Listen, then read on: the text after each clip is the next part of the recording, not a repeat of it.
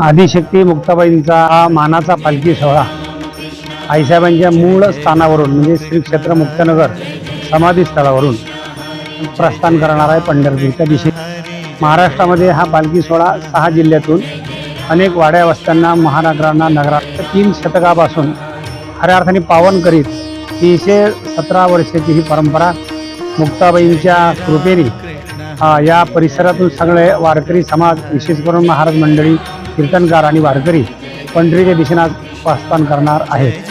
आदिशक्ती मुक्ताबाई हे गोरगरिबांचं दैवत आहे, भोळ्या बाबळ्यांचं दैवत आहे, वारकऱ्यांचं दैवत आहे आणि म्हणून सर्वांना सोबत घेऊन आंधळ्याशी डोळे पांगोळ्याशी पाय तर आईसाहेब सगळ्यांना चालवत पंढरपूरकडे जाणार आहेत। हा मानाचा पालखी सोहळा असल्यामुळं दशमीला वाखरीला सर्व संतांच्या सामोरे जाईल, सर्व संतांना सन्मानाने पंढरपूरमध्ये प्रवेश मिळेल।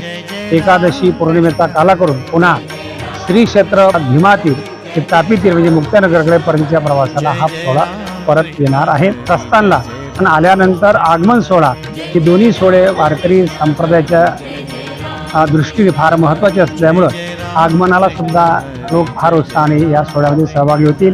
ज्यांना पंढरपूरपर्यंत चालता येत नाही ते या आज प्रस्थानला पालखी सोहळ्यामध्ये सामील होतील आणि पंढरपूरचं वारीचं फळ आपल्या पदरामध्ये काही अंशाने प्राप्त करून घेतील।